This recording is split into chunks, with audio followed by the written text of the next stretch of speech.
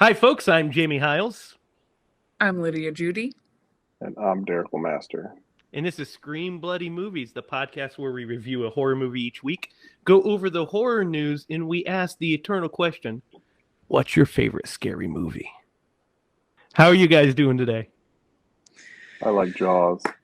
Oh, It's a good one. It's a good one. We'll have to do that one day. I'm How are doing you, Lydia? good. Pretty as good as I can be. I think I said that 2 weeks in a row now, but I've been trying to keep myself together. Trying to hold down the fort while the Yeah. world burns. Yes, exactly. Does seem like that sometimes. As the great philosopher Bane says, the fire rises. Great philosopher. He was. So, guys, Yeah. enough of this clowning around. We had an eventful week so far already. We're recording this episode a little later than usual. Our friend Derek was feeling under the weather, but he's good to go now, right, Derek? I'm sitting down and I can talk. Which is, I mean, he was not doing not the best, but he's up to snuff now. I was going to say you were sitting down anyway. I was laying down. So you're sitting up. Yeah. Yeah, I'm sitting up now. Yeah. Good to go. Well, hope you feel even better. Glad you're able to make it onto this episode because this is a big one. This is a good one. This is the second Wes Craven movie that we've done over the season 2, so we're dubbing season 2, Wes Cravenathon, I guess. Mm-hmm. And I mean, there's plenty of Wes Craven movies to go, and we have plenty of John Carpenter, and Got to get the shocker in here sometime. Shocker's gonna come before too long. Shocker is where it's at. I have an unironic love of Shocker. It's a great one. I like how you did the hand signal, by the way. That's peak 2000. I roll, man. I roll. Now we know why you like Lumberjack Man so much.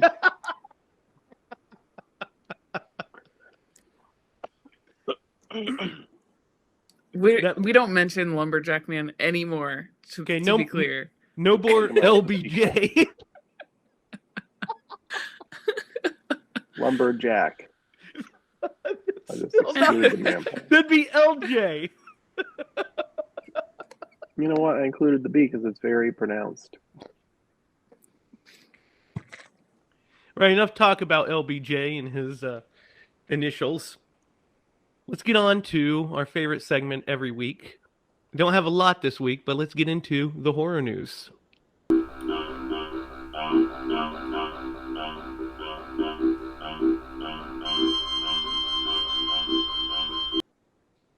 The first bit we have is obviously this past week, Scream was released, the fifth Scream movie, which is titled just Scream. And I kind of hate this new trend, guys. I'm not going to lie, because then you have to say, hey, do you want to watch Scream? And then you say, which one? And before you could say, Scream 4.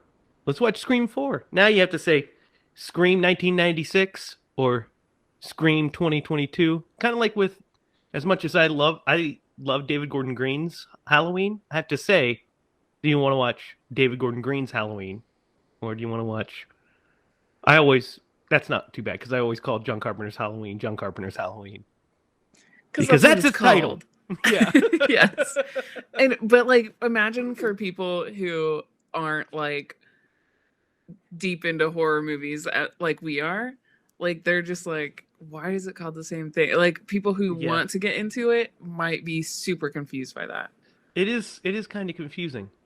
But nonetheless, Radio Silence's fifth Scream movie, which we'll refer to from now on as Scream 5. Scream 5 was released this week, and it is the number one movie in America, made over $35 million at the box office. Uh, really big numbers, especially during pandemic times. And guys, I went and saw it, and we'll do a review once we all see it, but I liked it. So that's the big news on that. So needless to say, we're probably going to get a Scream 6, which is good news. Let's, keep making these movies. Let's keep making good horror movies. Next bit of horror news is, did you guys know there's a new Quiet Place movie coming out? Another one? Like a third one? A third Didn't know one, that. yeah. Nope. So I didn't know that at all, but a new Quiet Place, the next Quiet Place movie will reportedly release on September 22nd, 2023. It is not known. It is also It is also known that while not out of the question, Emily Blunt and John Krasinski will not reprise their roles in this installment. Now I haven't seen A Quiet Place 2 yet, so I need to really watch that. But I really liked the first one. What do you guys think? Yeah, I haven't seen the second one either. I know we talked about it when it was coming out, and I was kind of excited for it, and then I just kind of like never got around to watching it. Same. Yeah. So. What do you think, Derek? I've not seen either one of those movies, but Oh, really? Oh, I've heard a lot about them. the first one's great. Yeah. I mean, and that seems, just from what I do know, it seems like you could do whatever you wanted in that world. So the fact that they're, going in a different direction, it's a new story. Yeah. There's a lot to do, so it's probably good on them. New material. While we're on the sequel train, let's jump into this a little bit. So Jason Statham and Ben Wheatley are starting to film The Meg 2 next week. There's a sequel to The Meg. How do you guys feel about this news? I did not see the first one. Did you see it, Derek? I did. Was it good? What'd you think? I Everyone. want to see it. It's It fun. actually wasn't bad. I think it's fun. I thought it was a good watch. Yeah, it's a fun. I mean, Jaws, it's not, but Well, nothing is Jaws. right. And no, but it doesn't try to compete with Jaws. It's a silly shark, action movie. It has Jason Statham fighting like a giant shark. I mean, that's what more do you want than that? If he only covered himself in grease when he fought it, it'd be a movie that Lydia and I would watch on loop, right, Lydia? What? Wait, what? The grease scene from Transporter. Yeah. We talked about it last week. remember. I know. I remember. I was just. Every time I mention it, you're like, "That's a great scene." It is a great scene. I love that. I totally forgot it when you said it. I was like, "Oh my god, yes, I remember." That was It's a good fun. one. I actually won $1 million bet because of Jason Statham. So, Jason, if you're listening, thank you so much. I'm super rich now. I'll never get that money, but Yeah. Who'd I you was gonna bet? And say, what was yeah. the bet? I bet my stepbrother when we were young. We were pretty young. We used to watch a lot of movies together, and we bet on, I think it was The Italian Job, and he said that Bruce Willis was in it, and I said, no, it's not Bruce Willis, it's Jason Statham. And I don't know why I knew, like, I was a fan of the Transporter movies apparently at that time, but I don't know why I knew his name, but I was It's all about "That's that grease." Jason Statham. Yeah. And I was just like, no, we argued about it, and there was no Google, we didn't have a computer or anything like that, so it was just like, we found out one day like who it really was, and he bet me $1 million. Hey, you need to pay up. Yes. Yeah. We don't play those games. So I told him I'd cut it in half for him. Like, Hey. I'll take half. 500,000. That's so generous of you. I know. You can't beat that deal. You got to just quit being a deadbeat about that bet. I mean, don't make bets you can't cover. Exactly. Even if you're only 13, If you're you shake 13, on it, you're old enough to pay bets. That's my new rule. I mean, technically, you're not old enough to enter into a contract. So, all right. Again, we shook on null and it void, not legal. as Not legal siblings. advice. Yeah. If you're a sibling and you shake on it, it's real. Binding, about as binding as a Cenobite coming from hell. You don't enter into a binding contract when you open up that box, but those fuckers still come for you. We should feel like- sue the Cenobites. That's the new Hellraiser. Is they just encourse the entire movie? What do you guys think Just of this the pitch? legal system. I'd watch it. It's Yeah, gotta it's be like better law- than the one where that's like a steady cam. It's a Law and Order Hell unit. Dun dun. Love it. Yeah, it's definitely better than what was that one called? Revelations? I think that's what it's called. Say, It's garbage juice. yeah, Garbage juice. Totally. The one that's filmed like a camcorder. Yeah. Yeah. That and was the guy like makes out with his sister. Yeah. It's not really. We'll get into that when we dig into the Hellraisers. We don't want to give too much away about how weird that movie is. So, guys, Pretty weird. Blumhouse and James Wan are producing a new movie. It's not a James Wan directed joint, so it's not going to be as, awesome as Melville or something like that. But or Malignant or anything like that. Malignant. I was like, But this movie is called, it's an AI thriller called Megan with a 3 as the E. I don't know about those kind of things. But here's the log line. Gemma, a brilliant robotist at a toy company who uses artificial intelligence to develop Megan, a lifelike doll programmed to be a kid's greatest companion and a parent's greatest ally. After unexpectedly gaining custody of her orphan niece, Gemma enlists the help of Megan prototype, a decision that has unimaginable consequences. So it's kind of like Deadly Friend is kind of what it sounds like, right? Like the Wes Craven movie Deadly Friend. And a little bit of the new Chucky. I was gonna say it was very Chucky-like. Yeah, it has the actress that is I closed out of the tab. I can't remember her name now. From Get Out, the actress that plays his girlfriend from Get Out is one of the leads in it. Derek, you thought I was going a different direction when I started talking about the plot, didn't you? I sounded like a Chucky ripoff. Chucky, yeah.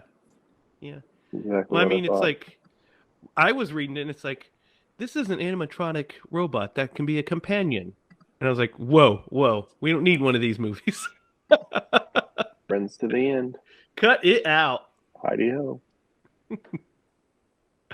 And then last, I saved this last bit of news for last because we love it so much. We got our first little tidbit of Halloween Ends news. So, Michael O'Leary, best known for playing Dr. Rick Bauer on the soap opera Guiding Light, of course, that we all know, is playing Dr. Mathis in Halloween Ends, which, by the way, guys, begins filming in Georgia at the end of this month. Ooh. So, I mean, that's a little bit of casting news, but it's happening. Aren't you guys excited? It starts filming at the end of this month. Yep. don't even tell me about it until. You hate that shit, don't you? You hate the waiting. And like I don't even like to just. Now I'm gonna be like anticipation all the way until I'm like, I can't have that. That you have anxiety? Your light just died. That's Actually, not it's kind of spooky. spooky. So Why? What just happened? if the ghost face pops up behind you, I won't tell you. Oh, he's right behind you, Lydia. Oh my gosh! I literally I just looked at the screen and I just see this like You thought that was Ghostface? Pennywise, and I was like, oh my god! Oh my god, Ghostface. Just a slight heart attack right there. Kind of feel like that. What's that movie? Unfriended. That's what I felt like. That movie was so bad. You know We'll what I talk feel about like that right one bit. now? What? Lights out. Yeah, Lights Out. Lights Out. That was a good one. We'll talk about that one eventually too. It Ah, was. Yeah. there we go. Lydia's back. I So like yeah, the purple light better. yeah. Now we can see your face though. It's up to you. Okay, I'm ready. Continue. And that, guys, was actually the end of horror news. Oh, You know, the best news was Halloween Ends is filming. We'll be talking about that ad nauseum as this year goes on. Comes out at the end of this year, October of this year. It comes out. Wow. Mm-hmm. That's crazy. So, They can turn that movie around that fast. yep. Hey, man, you're dealing with the Shape. He has no time to wait. right. Professional. He's a professional killer, mofo. All right, guys, we're doing Wes Craven's 1996 masterpiece of suspense and horror, Scream.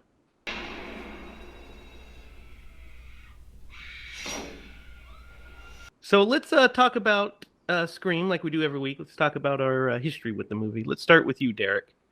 What's your history with Scream?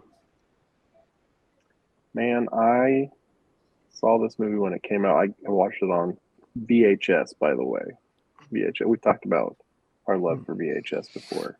VHS. But yeah, I remember sitting in the back of my grandparents' trailer watching this movie and thought I knew exactly what was going on until the end of the movie. And then I was like, what the heck happened?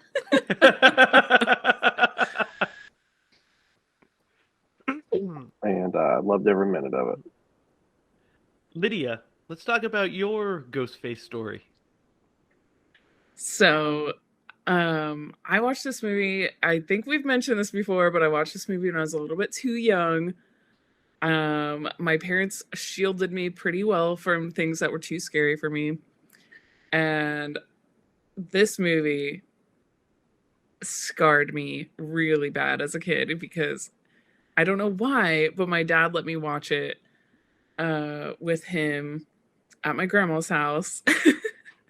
And it was probably like during the day. It was probably like everything. He was like, there's no way she'll be scared of this. It's a funny, it's a fun movie, It's just like, so I went over to my dad's because I knew we were doing this. And I asked him, I was like, Dad, do you remember me and you watching Scream when I was little? And he was like, yeah, I remember that. And I was just like, do you know how old I was?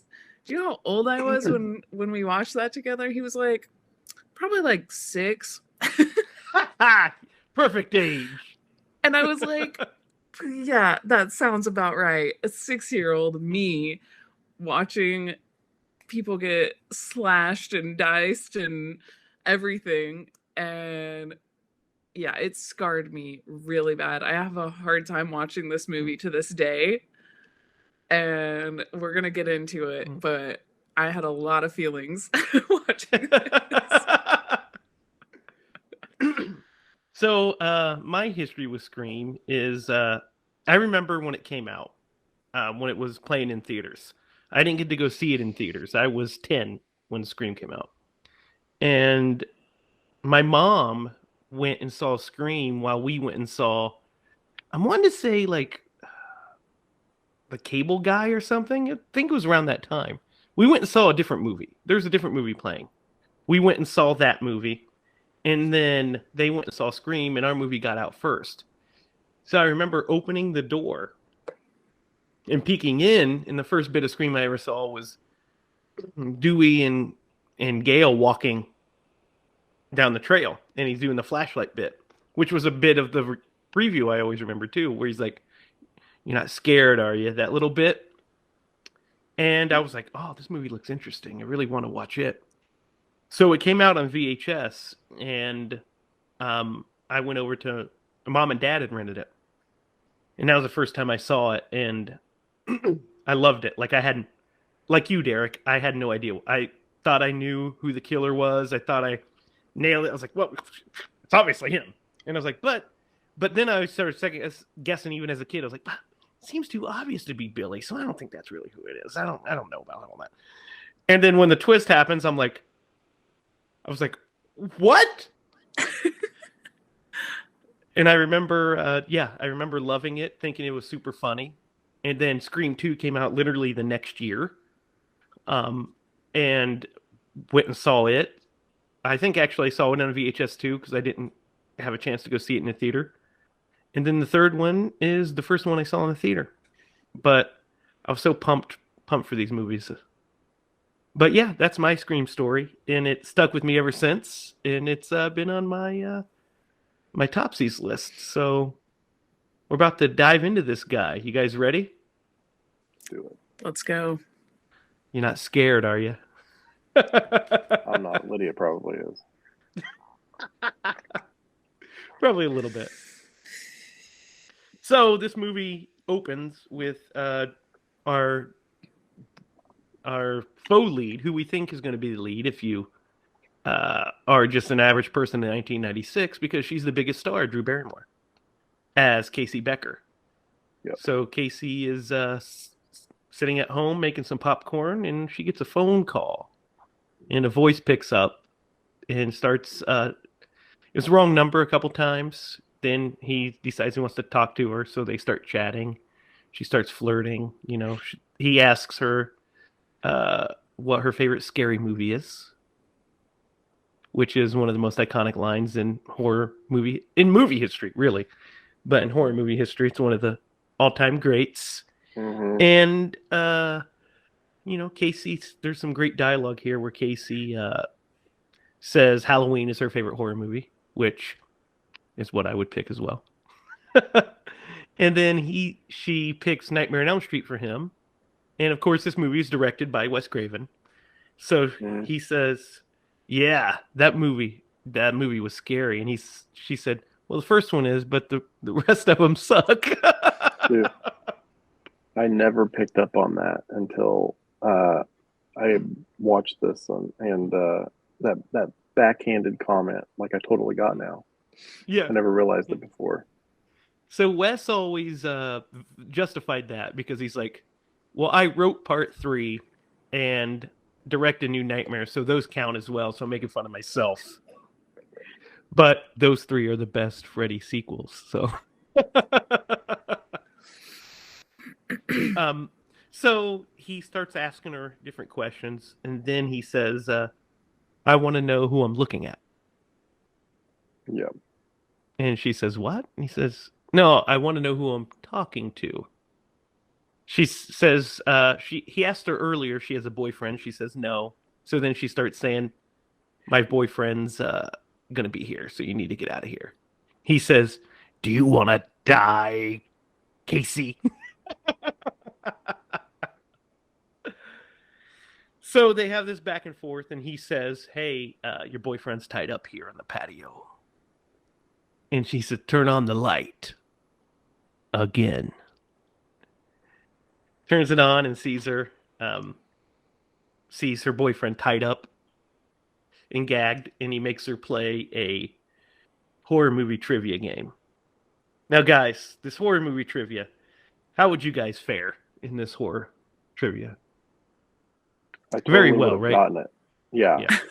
But for someone who's a novice at watching horror movies, they totally would have gotten this wrong. The Friday the 13th one gets them. So the first one is who's the killer in Halloween? Yeah. Michael Myers. Who's the killer in Friday the 13th? And she says, of course, Jason. And if you watch our Friday the 13th review, you know that is incorrect. It is actually Mrs. Voorhees and all 20,000 of her teeth. She's got a lot going. Don't have to explain it. You understood, didn't you, Lydia? That's pretty mean, though. Terrible. Terrible. I think we lost him right there. We didn't mean it meanly. It's just the fact. Just Never, a lot going never on meant to there. be mean until it is. I apologize, Betsy Palmer, R.I.P. I didn't mean to offend you. Oh, anyway. um. So, poor Steve gets it. Poor Steve is Gonzo, and he's gutted, and his intestines are hanging out of his body. Then the third, I still cannot watch that. you still can't do it. I won't look. I can't look at that scene. I can't. I look away every time. Yeah, it's a good one. So I we'll don't talk about know it. because I We'll talk. didn't see it. We'll talk about it here in a second. So he's gutted, and then he asks her what door he's at, and she won't answer it. So he throws a chair through the window, and then the chase is on, and she runs outside. The popcorn's catching fire. He ends up catching up to her and stabbing her right in the chest, and then strangles her. Or he strangles her first. She can't yell for her parents who just pull up. Then he stabs her. She pulls off his mask and he stabs her to death. The parents come in, pick up the phone, and hear Casey on the other, or still on the line when they try to call the police. And he says, "Get the keys, go down to the McKenzie house, and wait for me," which is the same line that Laurie Strode tells Tommy Doyle and Lindsay Wallace in the original Halloween, by the way, is to go to the McKenzies. That's why it's in there. So they go outside and they see poor Drew gutted, hanging from the tree, eviscerated, and we get this cool push-in shot. What do you guys think of the opening of Scream? Let's dig into this opening. Let's dig into all of it. This whole opening. Terrifying. Yeah, that's a great word for it. Realistic. Groundbreaking. It is, yeah. It's one of the all-time best openings to a horror movie. Like by far. Well, I mean, and when I said groundbreaking, it's kind of because like you had an expectation when you went into this movie, because Drew Barrymore's on the cover. She's been on every commercial. Mm-hmm. And then you kill her off in the first 15 minutes, and you're just like, what the heck just happened? So yeah, they pull a complete misdirect from the very beginning. Mm-hmm. It was beautiful. Yeah, they pull a Psycho, and they do it in way more brutal fashion. I mean, Psycho is obviously groundbreaking for that exact same thing. We think we're following Janet Leigh, and then she gets killed in the shower. But and then the same thing happens with Tina in the first Nightmare on Elm Street. You know, we think she's kind of the lead, but it's not as impactful as. Tina's death is very impactful because it's next level. But this is, like you said, Derek, it's a super rope-a-dope, because the difference is Drew Barrymore was a star at this point. She was already a star. And she's on all the marketing, and her name's at the beginning, you know, on the posters, Drew Barrymore. And then the craftsmanship of the opening scene is beautiful. For sure. Like, and also, like, it says a lot of, in my opinion, like, it says a lot about Drew Barrymore that she read that and was like, I'm pretty sure she was like, that's brilliant. Like, you're going to kill me off in the first 15 minutes. Well, so check this out. Originally, Drew Barrymore was cast as the lead. She was originally Sydney. Wes cast her as Sydney. And then she had something come up, something happened, and they started talking about it, and they were like, would it be better if you were Casey, if we killed you off at the beginning? And she was like, I love that. Let's do that. And then that's how it built and became what it is, and it's perfect. That's awesome. And it's so scary. The opening scene is so scary because it's just tension. You have white knuckle tension because your expectation is she's going to live through this encounter. And then she not only does she not live through it, but she gets destroyed. Like that shot of her hanging in the tree is terrifying. Yeah. Her trying to scream, like her parents come home.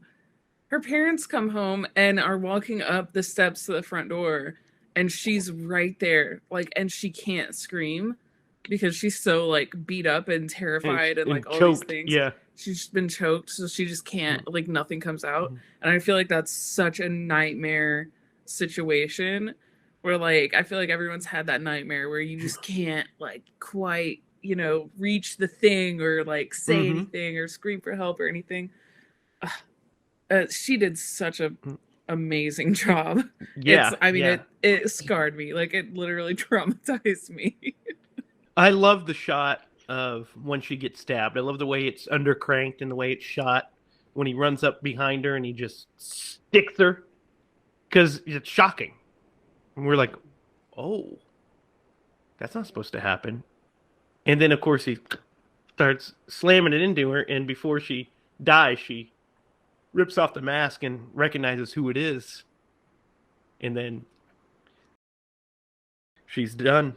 Yeah, the opening to this movie is just so awesome. Actually, as a matter of fact, when the dailies started coming in, the horrible Weinsteins, that's what we'll call them, the horrible Weinsteins, because that's what they are, um, were didn't think Wes was right. They're like, well, maybe we made a mistake, and Wes, maybe I don't know if we can do this. And Wes Craven from the beginning said, this is a horror movie. Everybody else saw it as a comedy and was trying to play the comedy. And Wes was like, no, we'll play the comedy, but this is a horror movie. This is scary. So they cut together the opening scene and showed that to the Weinsteins, and they're like, oh, never mind.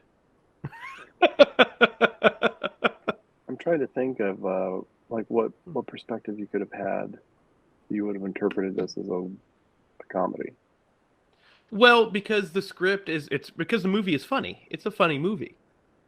I mean, it Um, does have funny dialogue, and in meta moments, yeah, and in a less skilled director's hands, they would have played the comedy too much, and they Hmm. wouldn't have build up the tension in horror.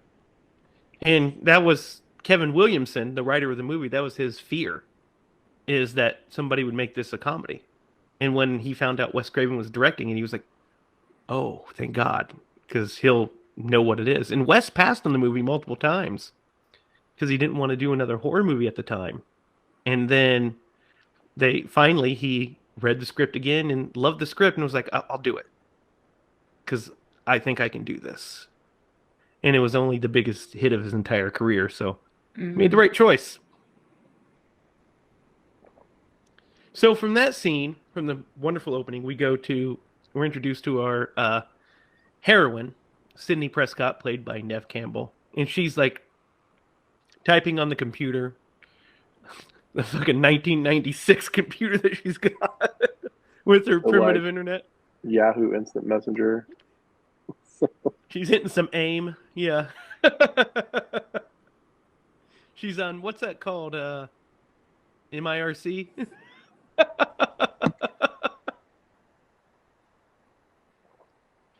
So she gets a visit from her boyfriend Billy climbs in through the window, played by Skeet Ulrich, and Billy climbs in and she's like, "What are you doing?" She screams, and she's like, "What are you doing?" And he says, "Well, it occurred to me that I've never climbed in through your. I was watching TV and realized that I never climbed through your bedroom window." And she's like, "Well, now you got that out of your system, do you want to get out of here before my dad comes in?" And he said he was watching The Exorcist on TV, and he reminded them of their relationship because all the best parts were cut out, edited for television.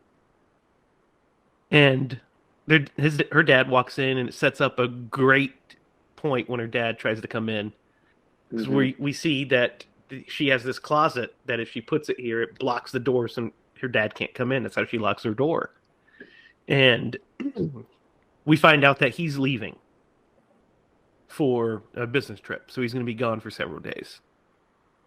So he leaves, and her and Billy have this conversation where he says,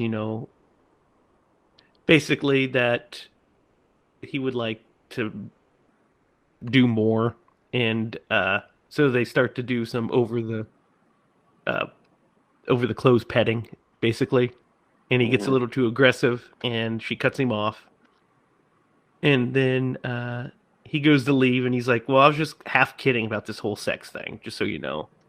And she says one of my favorite lines too: "Would you settle for a PG-13 relationship?" And flashes him off camera, and he laughs and goes, "Jesus," and leaves. And we button on that scene. What do you guys think of this little scene? I hate it. I hate it. So I hate him. What? What? No, not that it's a great scene from a movie standpoint, but you know, Knowing like what you as know a now. knowing what I know, I am so terrified of him.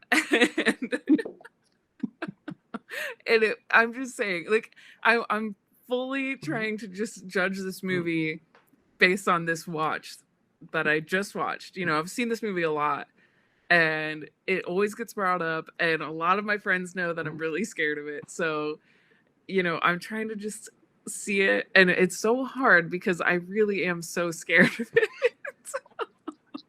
So, I'm just like sitting in my seat, just like squirming and like trying to get through this movie. And I made Jake watch it during the day with me. So, The best time to watch it. yes. I was like, hey, we were gonna watch it the night before, and I was like, can we just wait till tomorrow, like afternoon? Lock all the So, doors. yes. But also the scene, like coming from like a girl's standpoint, it's like a guy who is kind of like trying to push you, but like saying he's not pushing you is like the most disgusting thing to me. Like I hate that's like, ugh, it's so gross. Yeah, pressure kind of scene. It's a total thing that a high school guy would probably do though. So Yeah, it's very yeah, realistic. very realistic. Yeah, don't you think, Derek? I mean, that's like Yeah, I'm really glad that Lydia went first because I was going to say I thought it was a very tactful way of like approaching the subject. I have a I have a tendency to put my foot in my mouth, but anyway. now if it would have just been a conversation, that would have been a tactful way to approach it if they were having, but he's clearly trying to make a move to try to get something tonight. He did crawl in through her bedroom window. I mean, And he did. But I think Jamie, you made the point. It seemed like a very plausible conversation that you would have with your girlfriend, and oh yeah, it's very natural, very natural. yeah. Also, And the acting's great in it. maybe not you two, but like when I first watched this movie, I was like, "Is that Johnny Depp?" Yeah, it's because Skeet looks a lot like Johnny Depp, and that was Wes Craven cast him because he was the best actor, and everybody was like, "Did you cast him because you cast Johnny Depp in Nightmare on Elm Street?" He's like, "No, but I could see why you would think that." Like he's has that same energy. He's a Okay, very I'm glad handsome I'm not guy. the only Very person handsome guy. who Yeah. thought that, but yeah, it does set up a lot of like really good plot points, and I mean, he does it, climb through a window like Johnny Depp in Nightmare on Elm Street as well. yeah, it Glenn gives is you much like nicer though. yeah, a perspective of where their relationship is, and so it does a good job of like building where Well, they are. it sets up a lot of stuff because it sets up her dad's going to be out of town, sets up the door, sets up her computer, sets up their relationship, and it all you immediately. So when Billy first appears, you think that he's the killer. I did when I watched it, and he's set to be the red herring. But the most brilliant thing about it is he's the red herring, but he's also the killer. So it's Mm-hmm. like you're like, well, it can't be him. He's too obvious, but it is. But then there's of course another twist later. But Mm-hmm. it's perfect in all of the things it sets up because we see that Billy is there's like this movie nerd secretly because he's talking about The Exorcist and movies and stuff like that. Um, which, we would do, but people know that we're movie nerds. That's not a Yeah. big like secret. So we go to the next day at school from the scene, and we're introduced to the rest of our cast of characters. We're introduced to her best friend Tatum, played by Rose McGowan, and she meets her at school and tells her what's going on. She's like, "Didn't you hear that? They were killed last night, eviscerated." And she says they say it's the worst death since, and she cuts herself off. It's like, well, it's really bad. And Sydney's sitting in class, and she's called into the principal's office because they're interviewing everybody and seeing if they know anything in grief counseling. So when we go to the sheriff's office, we're introduced to the sheriff.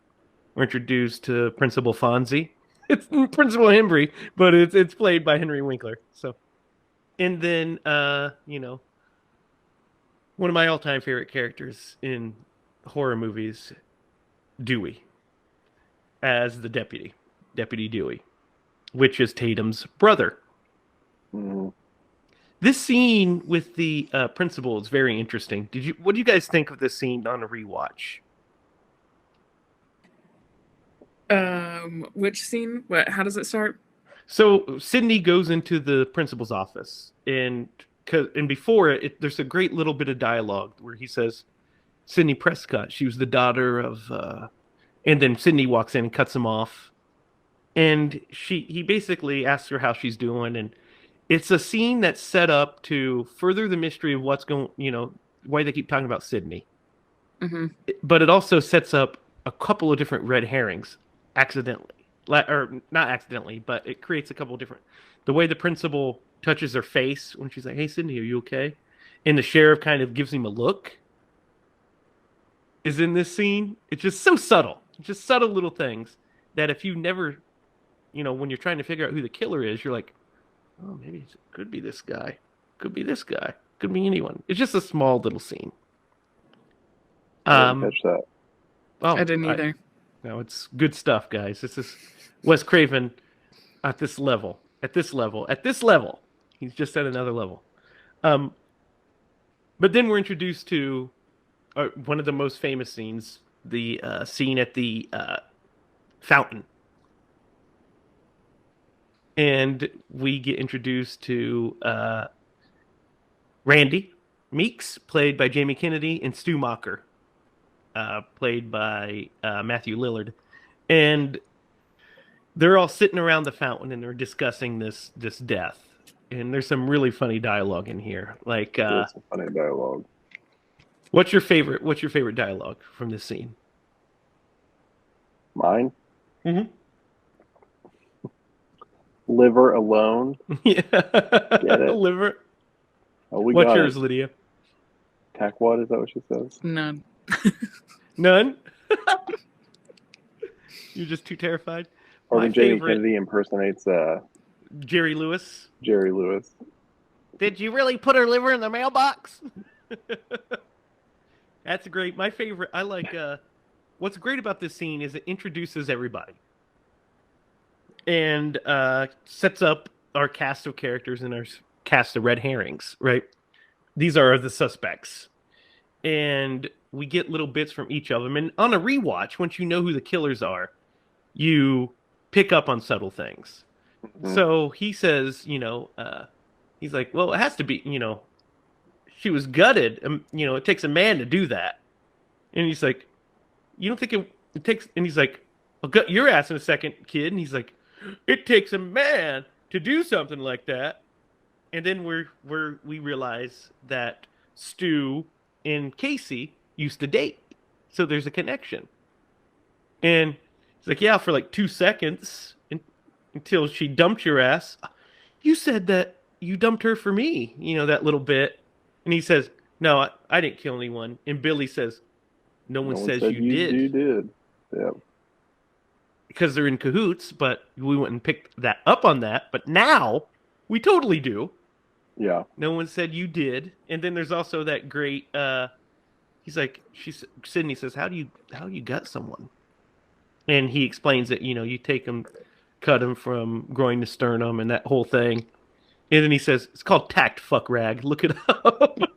Is that where she like smacks him in the head with the No, lollipop? that's later. That's later. She Oh, that Cindy would have made me leaves. mad. Cindy leaves at this point, and you know, we move on to the next scene. What's going on with my shit? None of it's working. That's all right. None of my buttons are working. I was trying to mute the thing a couple times, but that's all right. So then we we follow Sydney home, and it has this beautiful house, right? I mean, Sydney's house is gorgeous. Yeah. Yep. Up in the mountains, the California mountains, and you see like it's like this beautiful vista. And she comes home and turns on the TV, and we finally get our bit of backstory where we find out that Sydney's mother. We're introduced to our other main character, Courtney Cox, as the great Gale Weathers, tabloid journalist Gale Weathers, and she's telling Sydney about, or she's doing a news report on the murder of Maureen Prescott, and about how Cotton Weary, played by Lee Schreiber, was convicted of the murder based off of Sydney's eyewitness testimony. So we find out that the reason Sydney's mom isn't around is because she was brutally murdered. You have to keep that thing on. I am so down. She was brutally murdered, and the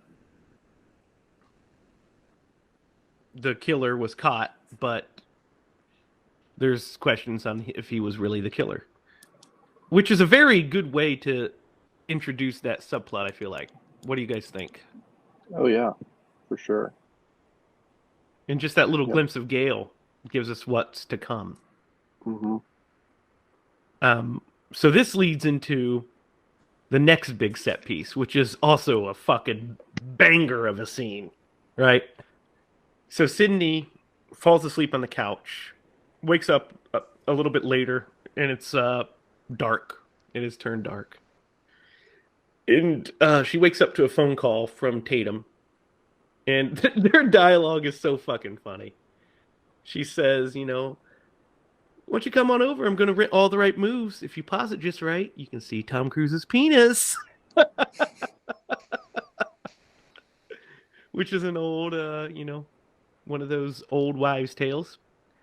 I don't know if it's true. I've never tried to look. But so she gets off the phone with Tatum. The phone rings again, and she's like, Tatum, just get in the car. And we find out that it's the voice again, calling Sydney this time. And the voice, she thinks it's Randy on the phone because he asks what her favorite scary movie is. And she says, I don't watch that shit. It's some big-breasted woman, some big-breasted bimbo who can't act, that runs up the stairs instead of going out of the front door. I find it insulting.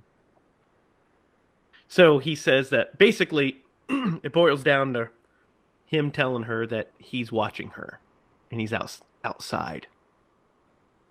So she goes to the front porch and she calls his bluff because Sydney, in case you haven't noticed yet, is a fucking straight A badass, right? Sydney's just up the tippy top of the final girls. So she goes outside and starts picking her nose and says, what am I doing? What am I doing? She's like, well, bye, Randy. I'll talk to you later. And he says, you hang up on me again, I'll kill you like I did your mother. Or I'll kill you like your mother. And then, do you want to die, Sydney? And that's when she tells him to fuck off, goes inside and locks the door, and Ghostface pops out of the closet at her. And then the chase is on. She can't get out the front door because he's there. So she has to run upstairs, which she just talked shit about. Mm. runs into her bedroom and locks it with that door. And Ghostface is trying to bust through the door, and he's swinging, and his knife is piercing through, and his arm's halfway through. This is giving you that had to give you anxiety, right, Lydia? I mean, that's just scary. So she gets on her computer and she contacts 911, and they send somebody out, and she looks, and Ghostface is gone. Sees her calling the computer, so he's gone. Then right at that moment, Billy climbs into the window. And she's like, "Oh, the killer's in the house. The killer's in the house." And he drops a cell phone, and it lands on her foot, and she looks up at him, and he's like, "No, wait, Sydney, no, it's not me." Runs out the front door into Ghostface. I'm just kidding. It's Dewey holding Ghostface mask, who immediately screams. Yeah. I love that scene. Mm-hmm. Yeah. So, what do you guys think of this whole sequence? It's a great sequence. Can I just leave it at that? It's a great sequence. What do you think works about it, Lydia? What do you think's so scary about it? What works? Well, I feel like her being kind of cocky about it, like, "Oh, I know it's you, like, what am I doing?" It's like, I'm just like, "No, stop doing that." So you're just like constantly like everything she says, she's like, "Oh, it's insulting, like, don't run up the stairs." And then she immediately runs up the stairs. Yeah. I don't know. It's something about It's like, the word. I would never put myself in that position of like, "Oh, you're on the front porch. Well, let me just walk right out onto the front porch." There actually is a killer out there somewhere. Like, there is, but she thought it was her friend playing a joke, and she's brave. She's not afraid. She thought it was her friend. Yeah, and she was probably right. Yeah, well, she was right. She was Yes. right. Just not the friend she thought it was. Right. What do you think, Derek? I thought it did exactly what it set out to do. It established her as a strong character. It already paid off a couple of those like little things that it had set up in the previous scenes, and then it made you second guess, like, how could Billy have gotten all the way to the roof that quickly? After going through this, maybe it's not him, but then he has a cell phone. Then you see Ghostface masks, and then you have Doofy. Nope. Yeah. Well, it's also what's really cool about it.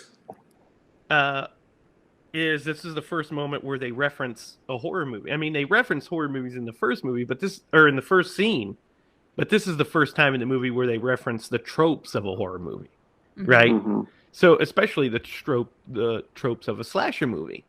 You have some big-breasted bimbo running upstairs. They can't act, blah blah, and then they immediately pay off that meta moment by having her do those things that she said she wouldn't do because she had no other choice. Yeah. She couldn't run backwards. He would probably catch her. So she knew she could call 911 upstairs. So, and it's the forward thinkingness of her. The fact that she knew she could lock that door and she could call 911 is, shows her intelligence.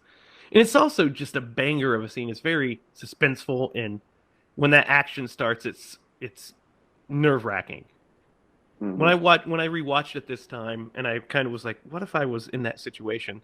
When she's at the computer and he's over her shoulder, like trying to bust the door down, and he's trying to knife it, you're just, that would suck. So we go from there to basically we're outside, and that's where we find out that Dewey and Tatum are siblings, and Tatum comes to catch her, and Gail arrives on the scene, and before she can talk to her, Sydney's rushed away. There's a great moment where Tatum says, he's like, her dad's out for the weekend. She's staying the night with us. Does Mom know? Yes, doofus. And he's like, Sydney or Gail says, Kenny, camera. And he goes to get it, and then he comes back and he's too late. And she says, Kenny, I know that you're about 50 pounds overweight. So when I say camera, I mean move your fat tub-o-lard ass now. This is where we see that she is not the nicest. She's definitely not Monica in this movie. Definitely not Monica. But this also, I think, gives you a little bit of fuel for the. I can't wait until what's her face dies, the sister, her friend Tatum. Mm-hmm. Man, she's such a mean person. Tatum? Yeah. No, Tatum's fun. I love Tatum. She's great. This is What do you like about Tatum? well, she smacked her boyfriend in the head with a lollipop. Who was a Then killer? You don't know that at that point. And then she He's also berates awful. her poor brother. I mean, Which you do as well. yeah, but my brother's Oh, just different. My brother's destroy different. your whole theory. Just died. No, It's completely very different. natural. Tatum They is have different very dynamics. protective. She's very protective of her friend, and she has that sibling relationship. So what's great about the next scene when we're in the police station is we get more of that. Uh, did he do it? Is he the killer, Billy? Because he's sitting in there with his dad, and we find out that they're gonna check his cell phone bill, but he also finds out that he snuck out a couple nights before, and Sydney said you crawled through a window then. Did you happen to drive by Casey Becker's house? No, I didn't, Sheriff. I'm not a killer. And then we see Sydney sitting there with she's looking at him through the glass, and she's kind of stuck there. This is where one of my favorite lines of the movie come in. After Dewey says, "Hey, we can't track the mask. I mean, this is sold in every five and dime shop in town, in the country. There's no way to find out where this mask came from." But he's gonna take her out the back, and she's like, "Dewey, let's go. Let's go, Deputy Dewey boy." And he says, "Mom told me when I wear this badge, you treat me like a man of the law." Yep. David Arquette is great in this role, and He totally is perfect for this Yeah. role. he's so But, great. That's just one more strike against her. No, that's hilarious. That's perfect. I love that exchange so much because just the way he says it, and then he's like, "Come on, go." So they go out the back door, and the press is out front, and Gail's like, "Isn't there another way out of this place?" So she goes to the back alley, and she confronts Sydney, and she's like, Tatum's like, "Let's go, get the hell out of here," and she's like, "No, I'll talk to her," and they start to have like a conversation, and basically, Gail has written a book on the Woodsboro murders, on Sydney's mom, Maureen, and thinks Cotton Weary is innocent, and thinks that he was wrongly identified, and Sydney thinks that she's publishing trash.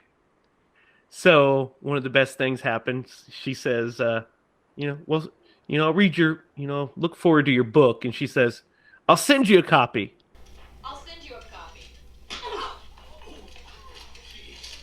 And Sid punches her right in the face. And they head home. What do you think of that confrontation? Awesome. Mm-hmm. Sets up their dynamic very well, especially for what it's going to be throughout the series. Yeah, 100%. And we see that it just keeps adding to Sydney's kind of clout as this badass person. Yeah, she doesn't take anything, and it also sets Gale up as this kind of immoral, I guess, what's the best word? Bottom feeder, I suppose. Bottom I feeder was going to say journalist leech, but yeah, that just wants to get the story, yeah, wants to get the story no matter what. Hmm. And she has a character arc in this movie, and especially over the course of the movie, she has a huge character arc. But in this movie, she's ruthless and just blinded by ambition, essentially blinded by ambition. And the next scene, I love this scene. The girls are in they're in the bed. Tatum has like her hair up in like little pigtails, and they just feel like teenagers having a sleepover. It just feels so naturally like teenagers having a sleepover. yeah. And Tatum's all like acerbic throughout the whole movie, and then you see her at home, and she's surrounded by stuffed animals, and it shows that she's still a kid. She's a kid. These are kids. These are teenagers. It just kind of hammers that point home a little bit. And there's that great, I'll send you a copy. Bam! Bitch went down.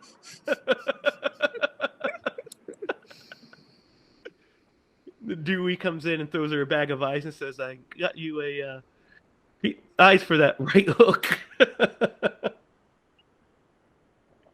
So Sydney gets a phone call, and she answers it, and it's Ghostface on the phone. And he says, looks like you fingered the wrong guy Oh, again.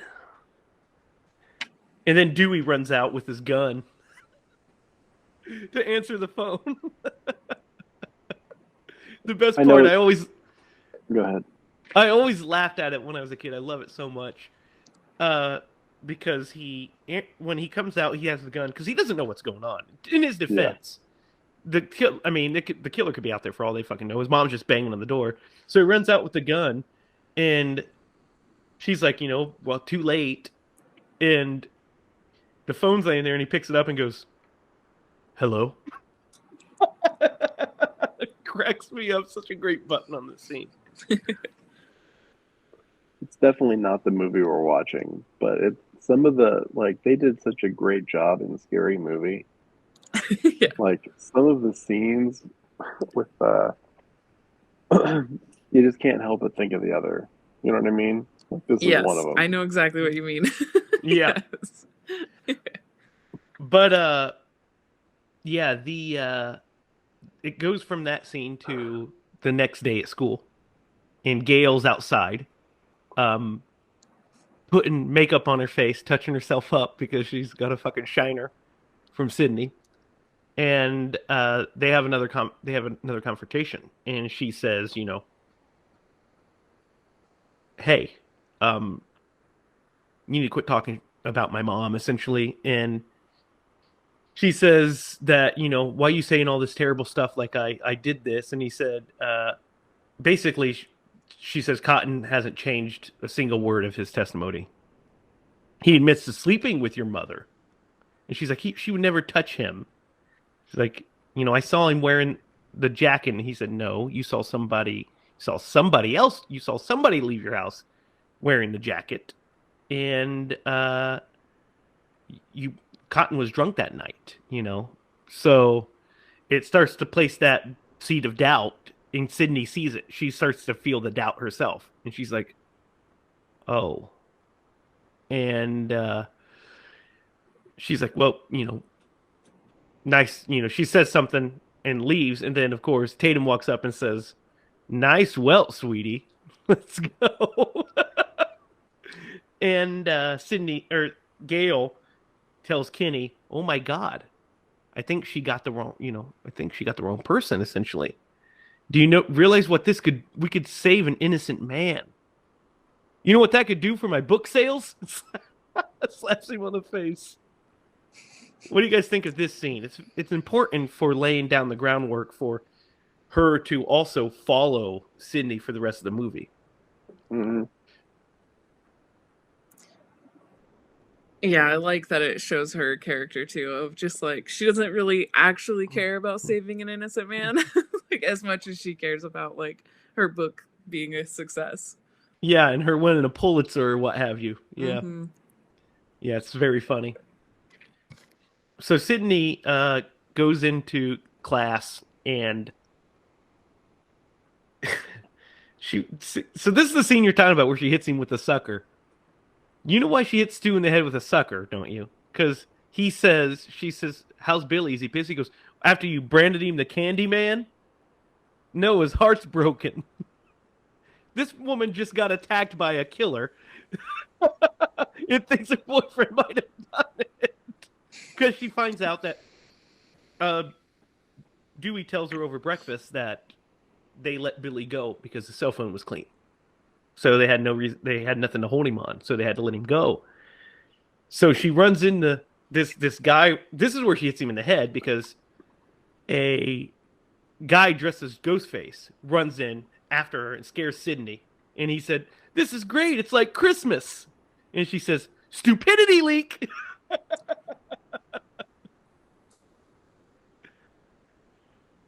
And Sydney runs. That was like my worst nightmare in high school, is like anybody wearing that mask coming at me like that. I would have probably melted into a puddle.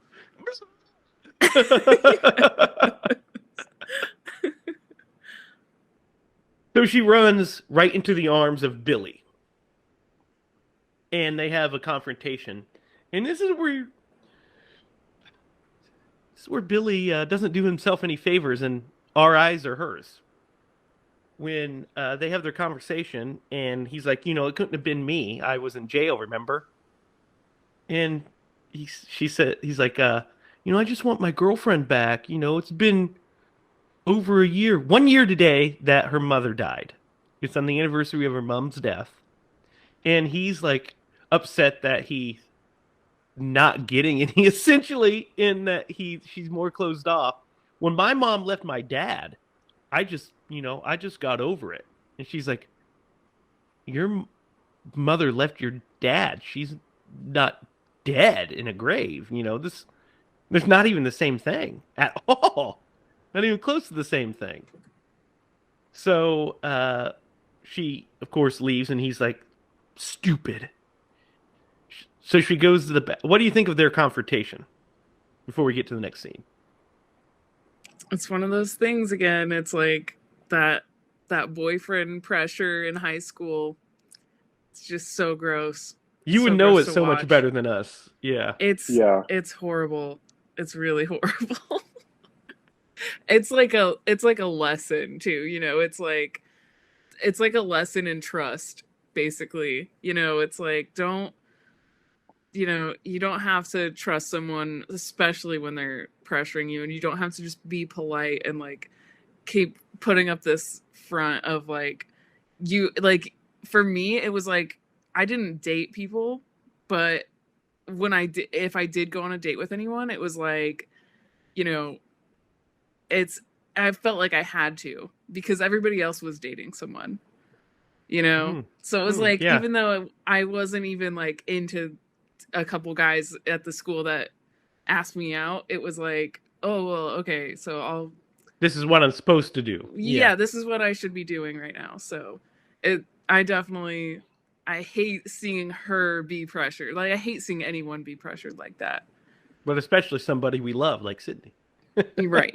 Yeah. And it's like, you just want to tell her, just like, stop. No, don't do that. What do you think, Derek? Well, Lydia's perspective makes me question my entire high school interaction with females. What interaction? You mean when you ran away? When they asked you to dance? Yeah. Hey, I dated in high school. Anyway, that's rude. Derek's like, man, I'm starting to question my interactions. Would you like to dance? I wish we just had footage of it, because that would just be we'd cut it right here like a Family Guy joke. Well, I just have to say, my high school days. I mean, there's just a difference. Like, I am not at all shaming like girls in high school who were so comfortable with dating and like whatever their preferences were. But like, when it's, clearly in this situation, Sydney isn't comfortable. Mm-hmm. Yeah. Don't push it. Don't like any kind of pressure. Don't even mention it until it's her idea. You know, like leave it alone. Like she clearly has set boundaries, and you are pushing them.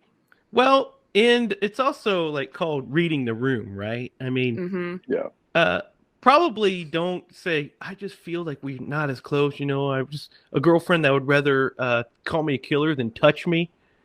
Probably don't bring that up after she just got nearly murdered. And it's the Mm-hmm. 1 year anniversary of her mom's brutal murder. Like, you know what I mean? And we know why, because he's a manipulator. That's what he's doing. We know Mm-hmm. that by the end of the movie. We know that that's his whole game. But, yeah. What do you. I know you dated in high school, Derek. I'm just teasing. But yeah, he definitely does take it to the next level. And he's not sensitive to anything she just went through, or like it being the anniversary of her mom's death. He just is Mm-hmm. tone deaf, 100%. Well, he also is tone deaf to not murdering people. So, Yeah. You know, everyone's got their thing, I guess. I guess. So the next scene is one of my favorite scenes.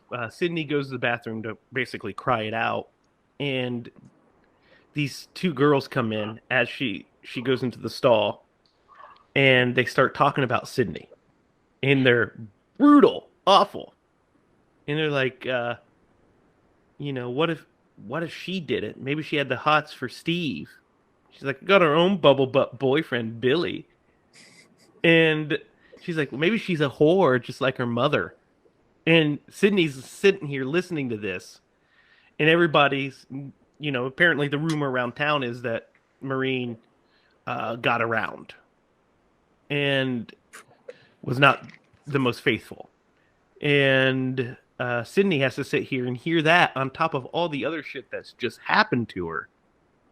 So after they leave, she's like trying to like just straighten herself up, and she hears something in the stall, and it's one of my favorite shots in all of horror movies.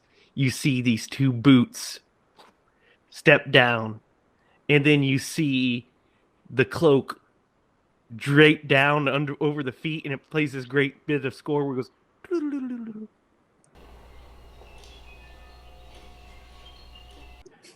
Ah, it's so good. And then Ghostface attacks her, and she runs out. What do you guys think of the bathroom scene? Yep, that's pretty brutal to have to hear those things. Like she's already in a super vulnerable position, and then she just has to hear that. It's like that's heart wrenching. Just like I like, why didn't she come out? You know, why didn't she come out and just say something? Like she's been standing up for herself She until this just is. point. She's broken. Yeah, She's just too much has gone on. yeah. And then you see the feet, and you're like, no, no, no, because at first you think she's just being paranoid. You know, Uh-huh. she's like looking under the stalls and stuff, and she's like, is someone in here? I don't know. Maybe I'm crazy. And then you just see the feet, and it's like, oh shit, get What do you out of think when there. the cloak drops down? It's the fucking best, man. That's so good. So I think it's a great scene for all the things that you mentioned. Because, like, yeah, that is very iconic. It would be so scary. And everything is on par. The only thing I have an issue with is there's no way he knows that she's going to be in that restroom at that specific time. Like, Yeah, how would you know that? how did they do that? Because Maybe, yeah. Stu was standing at the locker. She comes over here, So bumps into. so here's the thing. Was it really Ghostface or was it just another kid? Because we Right. see that there are two kids um He dressed as tried to attack her, Ghostface. didn't Yeah, well he like lunged at her and she Hmm. ducked under him and ran. So there's a couple different theories. One, it could be one of those other kids because we do see the very next scene is Principal Henry with two kids Hmm. that were Mhm. dressed up as Ghostface, which is actually a little tip of the Yeah. cap to the ending. It's a nod. Yeah. And it could also be, well, she's talking to Billy. Stu could have easily walked to the bathroom. I mean, we don't Hmm. see it the way it's framed. They're just kind of talking back and forth. We don't know if he walked to the bathroom. He could have easily done it. Now, how did he know she was going to be in there? We don't. He probably, I don't know. He maybe didn't. I think it was a guy waiting to prank one of the girls that come in. Yeah, that makes sense because it's not like they would have intentionally killed her in that bathroom right there. Like I think they were waiting for this moment. Yeah, Like, trying to create some more fear. yeah. Um, but yeah, I love the bathroom scene. I love that the shot and the sound effect with the music score is so scary. It's so good. Hmm. I remember as a kid watching it and being like, "Ooh," like, oh, that's scary. So, the next bit we have is Ghostface kind of stalks them around a little bit. So they, well, first we get that scene with Principal Hembry. He cuts cutting the mask in two with the scissors, and he's like, "You're both expelled. Get out of here." And he's like, "That's not fair." And he says, shuts the door and says, "You're right. Fair would be ripping your insides out. Fair would be cutting you and hanging you on display like the heartless pieces of shit you are." And you're like, "Oh, maybe that guy's a killer." Right. But it's actually a really great scene because it shows how much the principal cares, Hmm. and how important this is to him. So then we're dealt with the curfew at that point. They go home early. They have the curfew. We find out that there's going to be a big party at Stu's house tonight. Stu comes up to Sydney and Tatum and tells them, "Hey, here's the big party going on." Um, and they kind of discuss it, and so they start getting stuff ready for the party. Uh, Sid and there's a scene where Sid,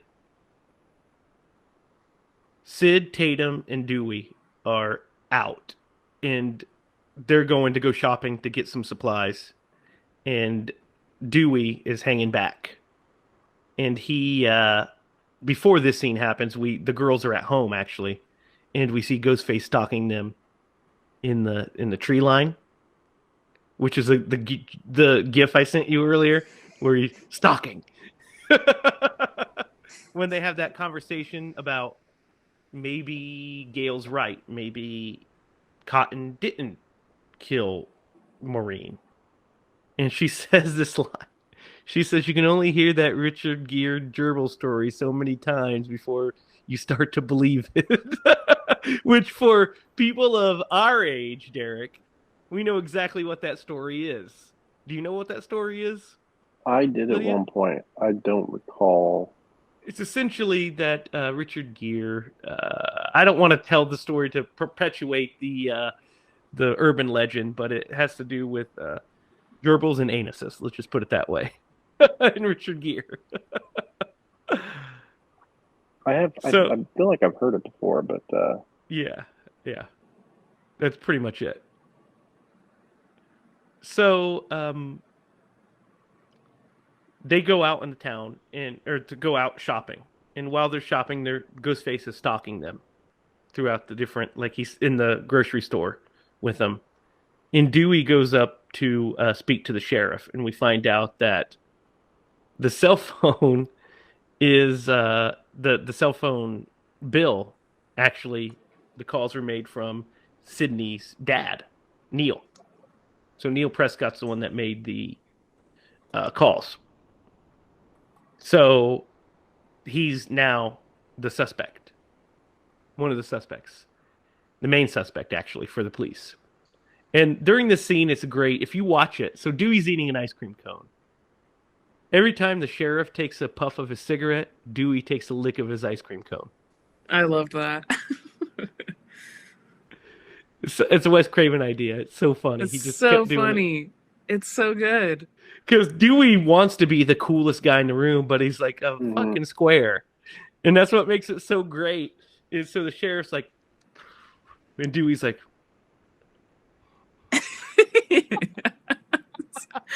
It's so funny. There's actually the scene that they filmed, but they didn't put it in, and Kevin Williamson hated it so much. When the sheriff crushes off a cigarette, which we have another red herring because it's a similar boot. And the sheriff crushes a cigarette, Dewey threw his on the ground and stepped on it. I was like wondering if he was going to when I watched it. They put that in there, like, that's too ridiculous. That's too much. This isn't that kind of. It's not that kind of movie. Yeah. But it's a very funny. But you felt like I felt like he was going to almost. Yes, like you kind of were like, is he gonna throw that on the ground? Because he's just mimicking, you know. He's just, like, every time mimicking him. Yeah, my favorite is that shot where he's like, and nods like he's real cool. It's so funny. David Arquette's one of the MVPs of this movie.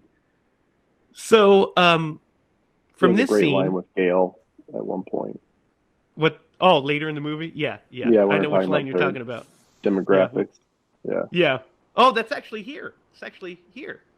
Actually, a little bit earlier. Go ahead and talk about that scene, Derek. Oh, where she was like, "Oh yeah, I'm most popular with the demographics between 18 and what, 35? 24. Yeah, 24. Like, oh, I'm 25, but I was 24 for a whole year. Yeah. You do watch the show. He's so innocent. Yeah, he is. Yeah, it's like a really charming scene. Yeah, it's where you Gail's just trying to get something out of him. But then she starts to like him by the end of it. Yeah, they're just both enjoying each other's company, kind of. Yeah. And you're just like, okay, that was pretty cute. Yeah, pretty much a meet cute. And then so the next bit is one of the most iconic scenes of the whole movie. Is Randy's working at the video store. Yeah, that's a good one. And he's putting away videos, and Stu walks up and knocks the videotapes out of his hand. And this is where Randy gives us we find out that Randy is the movie nerd. And so where he's the expert, and he gives us our bit of trivia. He talks about how Billy's the killer. And, he thinks that that's in poor taste. If you were the lone suspect in a brutal murder, wouldn't you, would you be standing in the mass murder section? And he's like, oh, yeah, really? Why'd the cops let him go? It's like a simple misdirect. And she says, he's like, well, which is actually plays out. He says, well, you know who I think it is? I think it's the father. Stu does. He's like, why can't they find him? And he says, well, because he's probably dead. If they watch Prom Night, they'd save some time. He'd probably pop up in the third reel with with his eyes gouged out, floating in a river. There's a formula, a very simple formula. What is it, guys? Everybody's a suspect. Yep. And then Billy shows up and confronts him and is like, well, how do we know that's not you? Your movie freaked mind saw one too many films and snapped. He said, you're right. If this was a horror movie, I'd be the first to admit I'd be the number one suspect. And he's like, if you're the suspect, what's your motive? And he says, it's a millennium. Motives are incidental.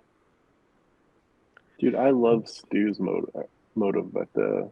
Oh, yeah, when we get to it. Yeah. So so Billy leaves, and, Randy buttons the scene by saying, you're telling me that guy's not a killer? What do you guys think of the video store scene? I love it, but I feel like it totally gives away, everything. So it does if you watched it, but in 1996 when I watched this movie, I had no idea. I was like, because I just thought Stu was being an asshole to his friend, and I was like, I do think Billy is the killer. I thought Stu was just being an asshole, just messing around with his buddy. Mm-hmm. What do you think of this scene, Derek? It's just so much fun. The banter. I think Jamie Kennedy does a great job as Stu. You mean as Randy? That's what I meant, as Randy. There's nothing to not like about it. It's just, it hits on every single trope. and he gives you the rundown, and it's kind of like he had a mental break in the middle of this. Yeah, It's great. I love it. yeah. And it does lay out the plan. It lays out, if you now that we know, we can see them working together in that scene. Um, yeah, it's a great scene. It's one of the most iconic, and it's so funny, and it sets up one of the other best parts of the movie a little bit later. So the next scene is the big party. We'll talk about this whole party scene. So I don't know how we're going to break this down because there's a lot of shit that's going on here. This whole last part of the movie. So everybody shows up to Stu's party, right? And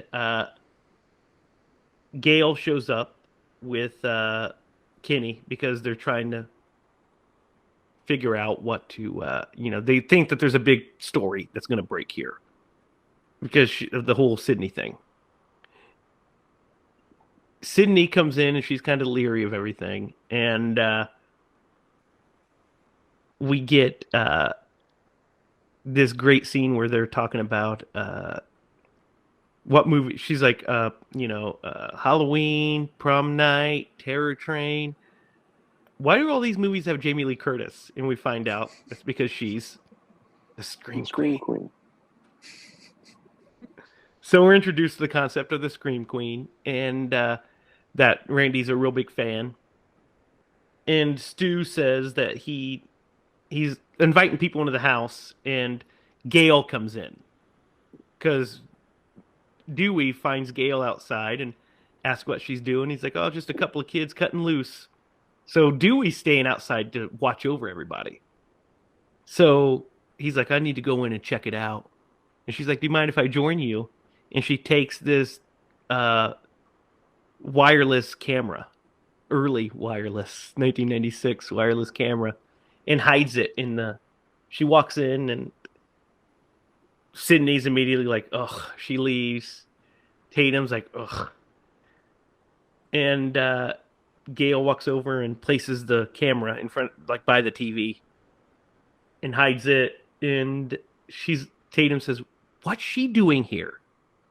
Get her out of here." He's like, "She's with me."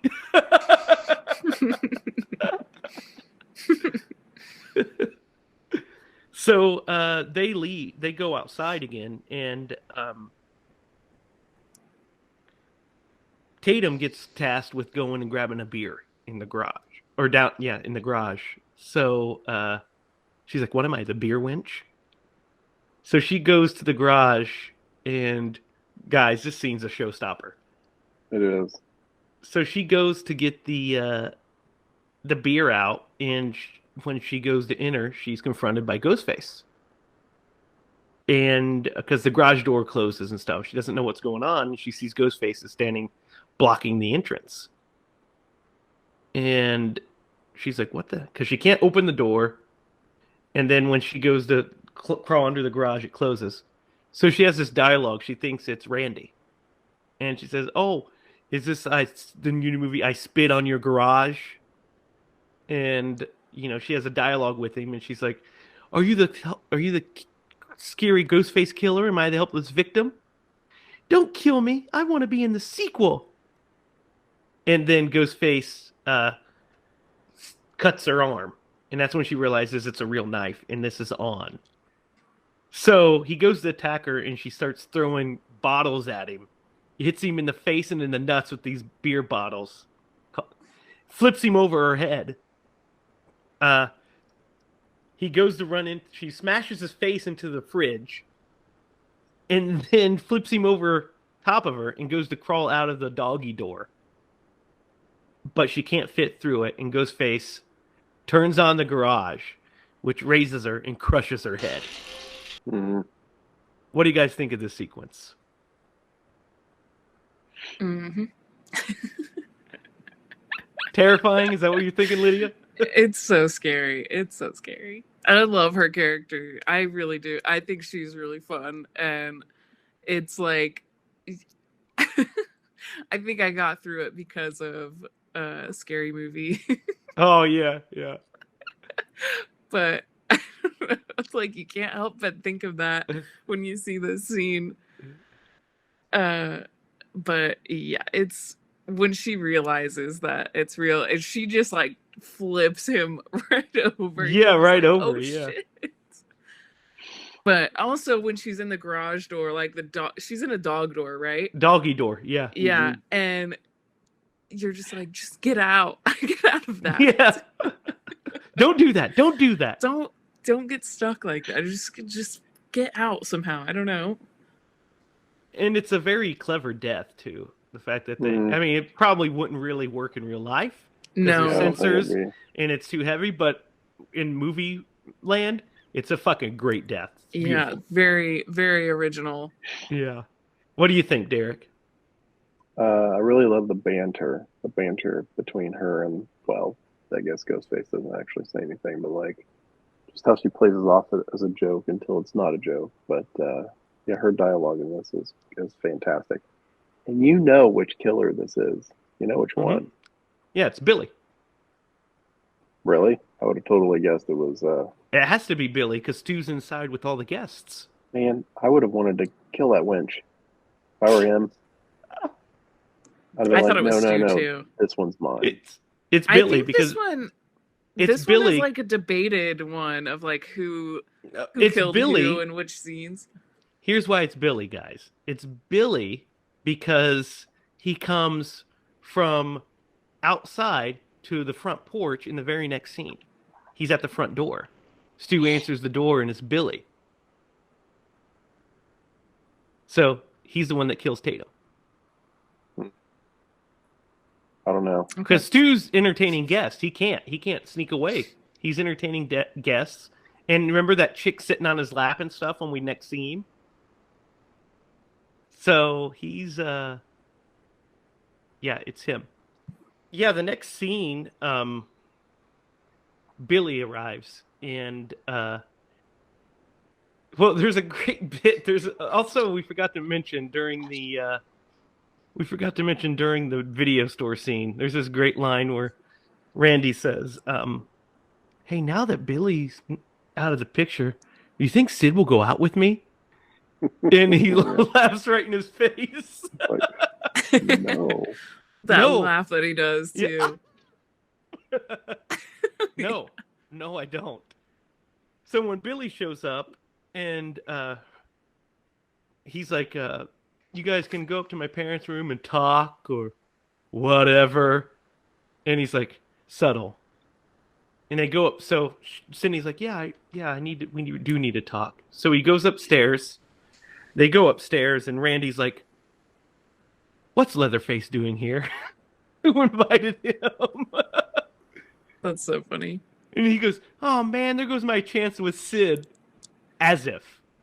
That's all I'm saying, as if. Oh yeah, Alicia? I'm going to go check on him. Randy's the best. Randy So- is the best. Yeah.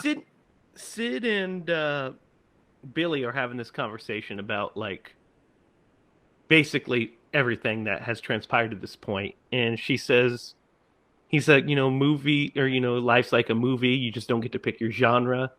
And she says, I wish I could be in a Meg Ryan movie. But sometimes I'd like to be in a nice porno. And basically they start to have sex. So she breaks her no panty rule and they start to have sex. So then, but at the same time as this going on, we get the best scene of the movie, guys. The most iconic scene, which is the rules of a scary movie. Mm-hmm. And so do you guys remember the rules? One is don't say I'll be right back because you're not going to come. Yes. What's another one, Lydia? Shoot, let me think about it. There's you can't drink or do drugs. Right. Mm-hmm. And you can't have sex. You can't have sex. Big no-no. Big no-no. And then if you say you're going to be right back, you won't be. And then Stu says, I'm going to go grab a beer. You want one? Yeah, sure. I'll be right back. He's like, I'll see you in the kitchen with a knife. Yeah. So this is where we realize that there's a 30-second delay between what's happening and when it gets transmitted to the car. And so we know there's a delay. Dewey comes and knocks on the door and asks Gail if she wants to go on a walk with him to check the perimeter. Says there's a vehicle spotted out in the woods. He's going to go check it out. And that's where we get the "you're not scared, are you?" scene. So they go on a walk. There's one of my favorite lines that a Wes Craven added line. That's one of my all-time favorites in this scene. As they're walking away in the distance, he goes, "Hey, you know what that constellation is up there?" And she says, "No, what is it?" He goes, "I don't know. That's why I asked you."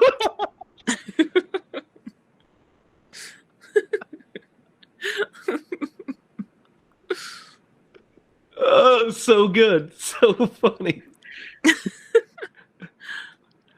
So this essentially gets them out of the way. They're off on this journey. Randy gets a phone call, and we find out that the Principal Henry has been killed because we skipped that scene during the scene where they're shopping and stuff. Before all that happens, Ghostface kills Principal Henry, and it's a great scene because Principal Henry opens the hallway door and says, "You little shits," and we get our cameo of Wes Craven dressed as Freddy Krueger, mopping the floor. He says, "What'd you call me?" Oh, not you, Fred. One of the best jokes in the movie. So he gets stabbed to death by a Ghostface, and we get this great shot of Ghostface's reflection in his eye before we cut to the party. So he finds out that Principal Henry has been killed. And the kids are like, "Oh, let's go check it out." And they all leave, which leaves basically our cast of characters that are left are Gail, Dewey, Kenny, the cameraman, Sid, Billy, Stu, Randy. So Dewey and Gail get the cars of the kids start zooming past them, and they have to jump into the woods. He's like, "Stop, slow down, freeze, jump," and they jump into the woods, and they find Neil's car, and they realize that Neil Prescott's nearby, and of course Dewey at this point thinks that Neil is the killer. So they start doubling back, and at this time Billy and Sid are done having sex. And she says, "Who did you call?" She was thinking about it. Who did you call? And he's like, "What do you mean?" She says, on your one phone call. You know, who did you call?" And he says, "I called my dad." He said, "No, the sheriff called your dad. I saw him." "Yeah, when I called, he didn't answer." He's like, "Oh." He's like, "I just thought that it would, if you called me on your one phone call, that, to throw me off, that'd be a good idea." And he's like, the way he looks at her, he's like, "Really?" She's like, "I'm just saying, I just think it's that would be a clever way to throw me off." He's like, you still think I did it? What do I have to do to prove to you that I didn't do it?" And Ghostface appears behind him and slashes him up. And then, guys, the chase is on. This whole sequence, this chase sequence is fucking great, right? So they run around, and there's a whole cat and mouse sequence, and it ends up, I can't do it justice by talking about it, but they end up in the what's essentially like an attic area, and Sydney goes to jump out of a window to escape. Ghostface kind of stabs her, and she falls onto a boat tarp and rolls off, and that's where she sees dead Tatum hanging there with her frickin', she's all dead and fucked up. So she runs off and runs into Kenny, the camera guy, and she bangs on the door. He lets her in, and she's like, "There's a killer there," and everything. And he's like, She's like, "What's going on inside?" And he's like, "Look, I have the camera right here." And Ghostface appears behind uh, Randy, and Randy's watching John Carpenter's Halloween, and it's the scene where the shape appears behind her. You know, our favorite scene of the movie, and he's like, "Jamie, behind you!"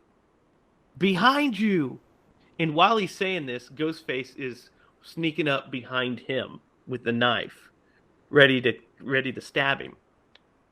And of course, the meta part of this is Jamie Kennedy playing Mm-hmm. Randy is yelling Jamie behind you while Ghostface is behind him. Perfect. But so they're watching this on the camera without realizing that there's the delay. He forgets about the delay, so he's Oh, like, "Behind you, kid! he remembers. Behind you!" And so he opens the door and sees that the door is swung open. And he's like, "The long delay." And then Ghostface slices his throat, and blood just runs down. What do you guys think of this whole scene and this kill? Dude, the suspense of seeing like Jamie Kennedy's just like drunk and just like, Jamie, behind you. He's just talking to the TV like Like we do. silly. Yeah.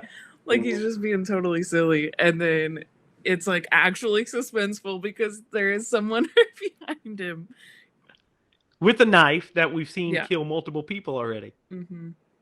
And then, what do you guys think of Kenny's death? It's a good throat slash, right? Pretty good. Looked pretty realistic. Yeah, pretty. I think I know how they did that. Yeah, you do. Maybe. Who knows? We'll see. Right. Maybe that's in a future project. Who knows? Can't give away kills. But yeah, so then there's the cat and mouse chase from the van. And she ends up running into Dewey's car and locking herself in the car. And this scene is just so Ghostface, she goes to start the car and it's not there, and he holds up the keys. And he ducks down, and all of a sudden, different doors start unlocking. So she starts locking them back. And as she's doing this, you see the tail gate raise up behind her. Mm-hmm. And Ghostface goes to attack her, and she escapes. And when she turns around, he's gone.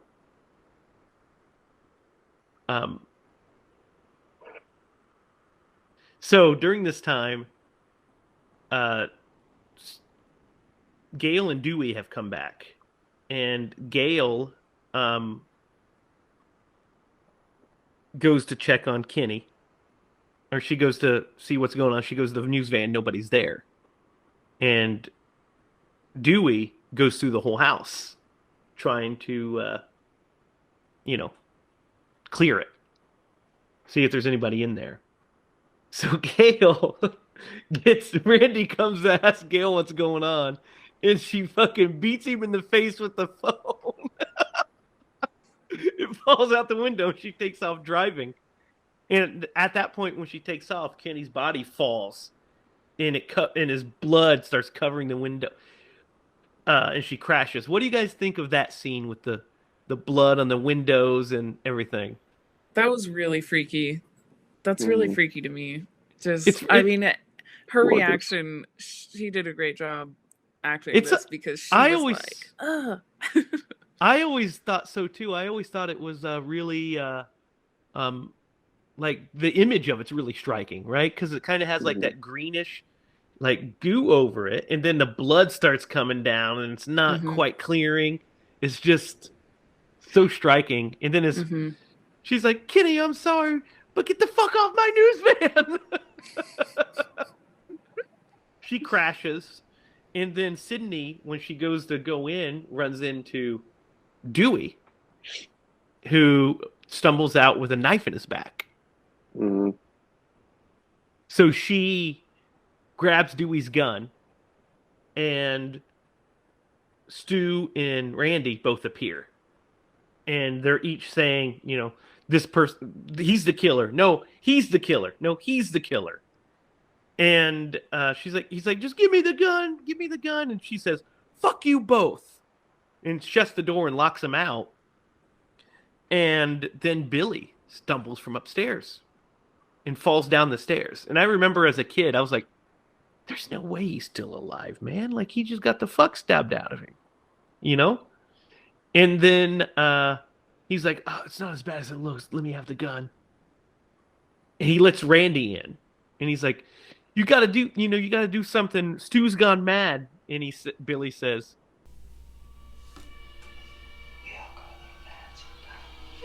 and shoots Randy right through the shoulder. And he says, Anthony Perkins, psycho. Mm-hmm. And then he says, corn syrup. Same thing they use as pig blood in Carrie. And that's when we find out that he's the killer. So we're like, oh, it was him the whole time. But wait a minute. That's impossible. There was a second guy. And she goes to leave into the kitchen, and we find out that the other killer's Stu, who has the talk box and says, surprise, Sydney. what did you guys, the first time you saw this, think of this reveal? Can you even remember? Mm-hmm. Tell me, Derek. I was shocked. Because you think you know, man, and then like when that twist happens, you're just like, that fucker came out of nowhere. Who did you think was the killer? Did you think it was Billy? I totally thought it was Billy until he got Mhm. slashed, and then I was like, maybe. Obviously, he's not. Yeah, yeah, And then I was like, oh, I mean, I guess it's got to be Stu. yeah. It's got to be Stu or Randy at that point. You feel like, Yeah, because I you're didn't like, think it was Randy. I never thought it was Randy. because you're like, well, but because it can't be Dewey because we've seen him with the knife in his back. But then right after that, when Billy appears, I was like, what? I remember it vividly. I remember watching it, and he come down the stairs, and Dad's like, there's no way that guy's alive. And I was like, yeah, that's a lot of stab wounds is what I'm thinking. And then he shoots him, and I was like, oh, he is the killer. And then Stu, and I'm like, of course there's two of them. Of course there's two of them. That just makes perfect sense. And it was not done at that point. It was such a groundbreaking idea that there's two killers. You're like, of course there is. So then we get the I iconic... don't know what I was, I don't remember. I was literally probably 6 years old. Mm-hmm. So I want to say I might have been a little bit older than that, but because like I can't imagine. I know myself when I was 6, and I just can't imagine like. But I know like I watched this movie from beginning to end, and it like shocked me to my core, and it was like I don't think I had ever put together that people can just kill people. So like that's how traumatized like it was. Like I was like, oh my god, people kill people. Like, and these two like handsome guys are murdering the people and like tricking people, and like I was just like so terrified of these two guys. Like, well, yeah, they're scary. Like, and then it just keeps going from there. Like you find out, and I was just like, oh my god. And then it just keeps getting scarier. Like, so speaking of scarier and worse, we're at the kitchen scene, and guys, this kitchen scene is like intense and very scary and very. This is where we lay out the entire plot. We lay it all to bear. We find out that Billy and Stu killed Maureen Prescott because Maureen was sleeping with Billy's mom. And so they murdered her. And then they decided that... I think you got that wrong. She wasn't sleeping with Billy's mom. She was sleeping with Billy's dad. Sleeping with Billy's dad is what I meant, yeah. That's why his mom left. Yeah, that's why his mom's left, is because he sleeps with Billy's dad. And we find out that that's why he killed her. So then they decided to go on this killing spree because they want to make their own, basically, scary movie. They want to make their own scary movie. And he's like, tells her, her fucked up judgment made her have sex with a serial killer. And they're just so awful to her in the scene, like just taunting her and teasing her. And it's so helpless, this whole scene. And he, says, everybody dies but us. Everybody dies but us. And we find out that they bring Neil in. They bring in Neil Prescott. They find out that they cloned his phone. And they're going to have Neil kill Sydney, make it look like Neil killed Sydney and then shot himself, left those two for dead. So then they fucking stab each other to give each other flesh wounds. And he's Billy stabs Stu first, and he's like, oh! And then so he's like, my turn! So then he's like, remember, stay to the side and don't go too deep. And he fucking stabs the shit out of him, and he's like, sorry, Billy, I guess I forgot. So then Billy starts just stabbing the fuck out of Stu. And he's like, and slashing him, and he's like, psychos don't make killers, or movies don't create psychos. Movies make psychos more creative. And he says, I'm gonna win you, alright? I can't take anymore. I'm feeling woozy, yeah.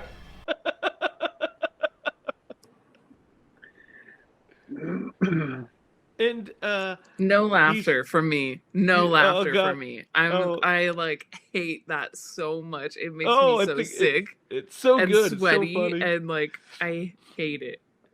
So good. It's so disturbing. It is, but it's hilarious at the same time. It's so funny.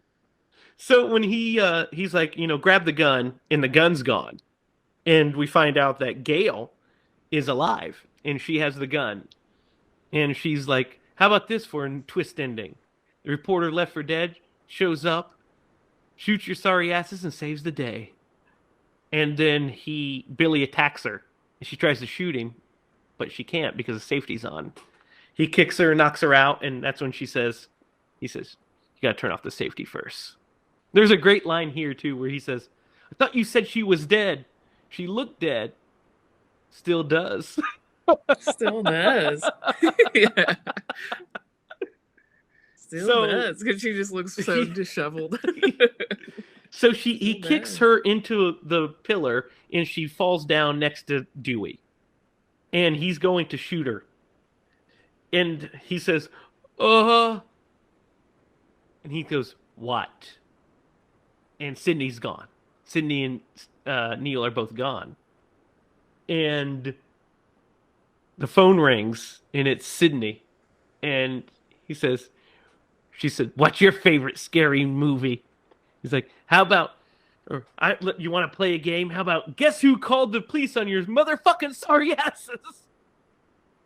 So Billy's losing it. He's pissed. He's like, here, talk to her. Stu's like, oh, Stu. Do you have a motive? And what's his motive, Derek? He's far too sensitive. Yeah, peer pressure. Peer pressure. I'm far too sensitive. And he's like, did you really call the cops? And she's like, yeah. He's like, my mom and dad are gonna be so mad at me. Yeah. So Billy has the thing, and he's like, I'm gonna kill you, bitch! And he throws the phone, and it smacks Stu in the back of the head. And he goes, hit me with the phone, dick! So Billy starts searching around for her, and at the same time, Halloween is on the TV. So Halloween's soundtrack is providing soundtrack for this scene, the suspense, and Sid comes out of the closet with an umbrella and wearing the ghost face mask, and hits him in the chest, stabs him in the chest twice with this umbrella, and he falls down, and she takes off the mask, and then they have a scuffle, and then at that point Stu runs in, and they have a fight, and they end up in the living room, and he says, "I've always had a thing for you, Sid." And she smashes a vase over his head and says, "In your dreams," and then crushes his face with a TV. What do you think of his death scene? So scary. I was so scared. I don't want I to say scary, remember. but I just remember being so terrified of this whole ending, the whole thing. We'll discuss the whole thing here in a minute. Yeah. I remember like I feel like I remember drawing a picture of Stu with a TV on his head, like dead on the ground. Like that was like a drawing I did in like crayon. How fucked up is that? and your teacher was, oh, that's very artful. We need to call her dad. Yeah. Yeah, literally. Like That's too good. That's too good. So,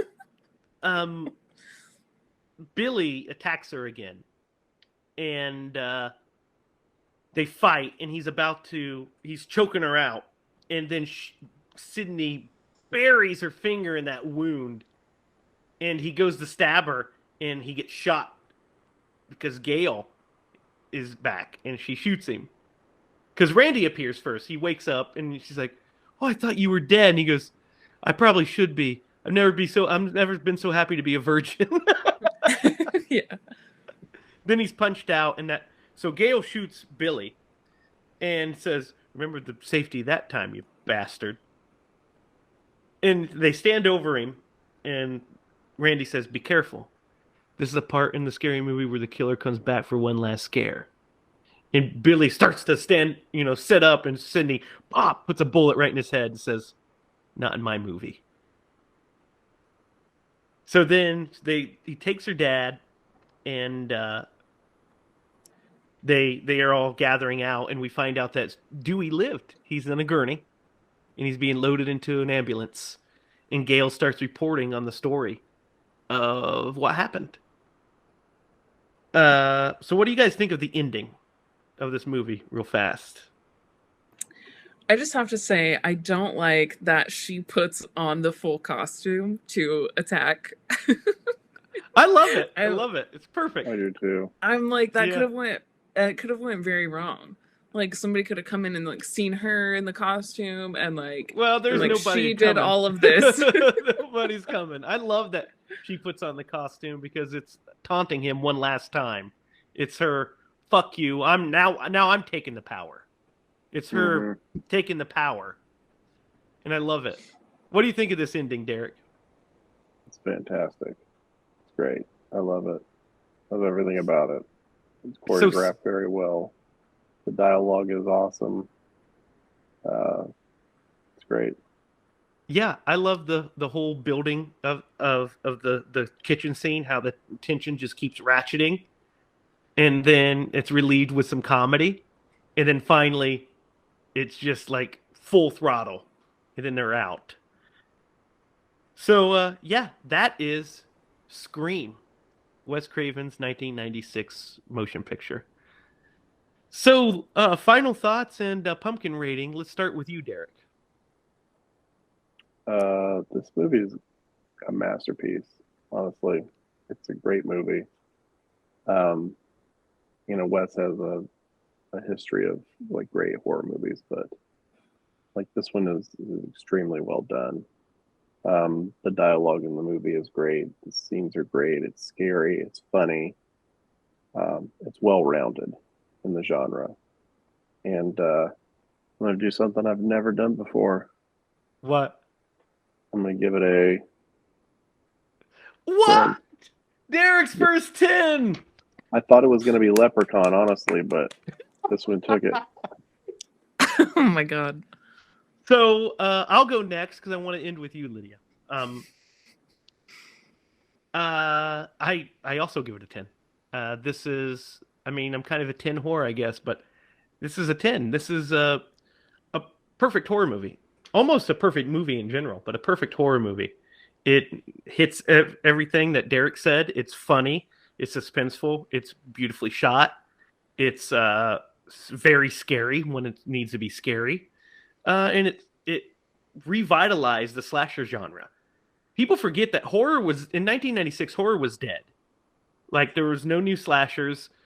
Wes Craven's Nightmare on Elm Street sequel, New Nightmare, which is great, did not perform very well at the box office, and that was 2 years earlier. The slasher genre, especially, was dead. And then Wes Craven, like he did every single decade since the 70s, revitalized the horror genre and recreated it. And Kevin Williamson wrote a brilliant script and a novel idea, and Wes Craven just shot it to the moon with pitch perfect direction. So 10 out of 10 for me. Lydia.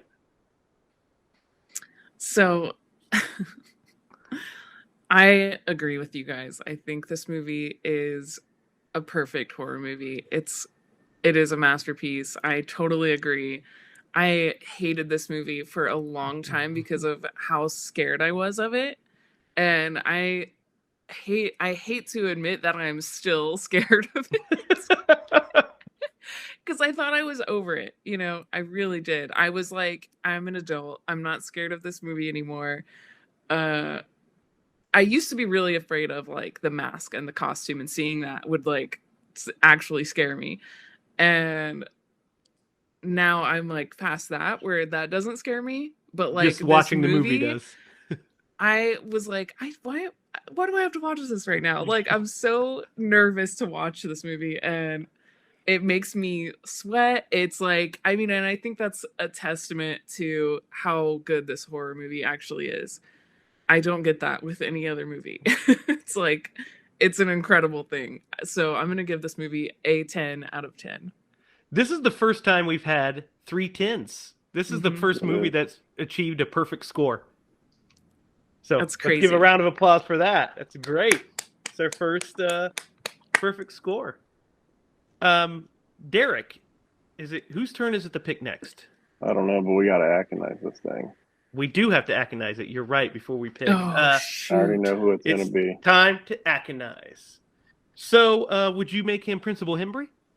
That's exactly what I was going to say. But we'd lose the Fonz if we did that. We could make him the sheriff. Sheriff would be good, because then he doesn't die. Mm-hmm. And in our version of Scream, he would be the main character in the sequel. Yeah. And he's way too good looking to be the camera guy. So that's true. He could be Sydney's dad as well, I guess. Could be. What do you think's the better one, Sydney's dad or the sheriff? Sheriff. He does kind of get put in that role, though. Yeah, but if we put him as, it would also be cool if we put him as a sheriff, because then we'd have him and David Arquette eating ice cream and smoking cigarettes at the same time, which would be fun. Yes, that would be perfect. Yeah, so I say that. Yeah, except instead of smoking a cigarette, we should have him drinking a beer, and every time he took a swig, Dewey would take a lick. That would be great. Derek, is it your turn to pick next? It's Lydia's. It's Lydia's turn. Is it? Yeah. Yes, because right before this, we did Lumberjack Man, which Derek picked. Oh, that's so right. It's my turn. And it's yours. We never want to watch that movie again. All right, are you guys ready? Yeah. Ready. The movie I'm going to choose is Malignant. Oh, a new one. That's a good one. It's a good one. Malignant. I'm excited for that. What do you think, Derek? Yeah. Okay, so James Wan's 2021 film. This is the newest movie we've done so far. Malignant. I guess we did a mini review of Halloween Kills when it came out, but a full episode on Malignant. That's exciting. Any last words about Scream? I do have a story. Go ahead. Tell the story. I mean, I was pretty much tormented with the mask because everybody knew that I was afraid of it. So I didn't hide it very well. I was afraid, apparently.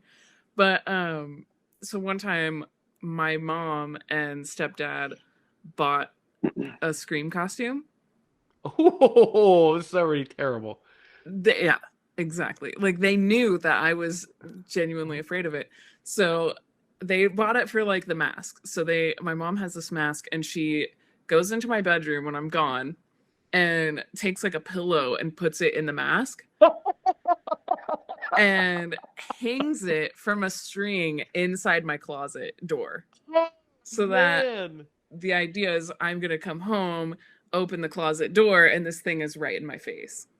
And I would scream and they would get a good laugh out of it, you know. So what happened was I go into my room. I'm walking around, getting stuff. I go back out and get in the shower, come back in my room, and I need to get in the closet. So I open the closet door, and at this time, they're all waiting. My parents are outside the door, like just listening and just waiting. So what happened? So I see the thing and pass out. Oh my God. There was no scream. I pass out. I hit the ground. My mom assumes that I didn't get in my closet. They were like, oh, she didn't get in the closet tonight. So they just like went to bed, and I just like wake up on the floor like, what the? My mom was like, so I knew, I was like, my mom did this to me. Like, what the hell? So I'm like all worked up, and I'm like thinking all night, like, so I wake up in the morning, and I, wake up and I'm getting ready for school. And my mom was like, damn it, we were trying to scare you. And she walks over to the closet and opens the door because I left it there. And I was like, she was like, we were trying to scare you. I put this up in your closet. And I was like, oh, yeah, no, didn't get in my closet. I just completely told her that I didn't, because I didn't want her to have the satisfaction of that scare. Or the feeling like a terrible parent because you were passed out on the floor. Yep. I literally fainted. Like, I was so scared. That's a deep fear. I did end up telling her eventually. I was like, actually, didn't hear me scream because I just like you fainted immediately. Passed the hell out. Oh my God. Yeah, yep. This is your scary one for sure. Yeah. Mm-hmm. But I think that helped me get over it too somehow. Like I was like, okay, like maybe it's well, okay. Good, because maybe in a few, several episodes from now, we'll take a look at the sequel, and we'll watch it at nighttime. Nope. Like nope. You lost me there. All right. Any last thoughts on Scream? All right. Well, then remember to like, share, subscribe. Visit us at hylaproductions.com. Visit us on Facebook at Hyla Productions. Instagram at Scream Bloody Movies. You can find me on Twitter at Racket. You can find Derek on Twitter at DDogLeemaster. Share, guys. Share, subscribe, comment. Let's grow the channel, and let's have some more people listen to us rant about horror movies, talk about bad parenting, and how Derek's afraid of dates. And about how I have to pee in the middle of episodes. So be sure to hit that like and subscribe button. So for Lydia Judy and Derek Lemaster, I am Jamie Hiles, and remember, if you're going to scream bloody movies. What's your favorite scary movie? Bye, guys.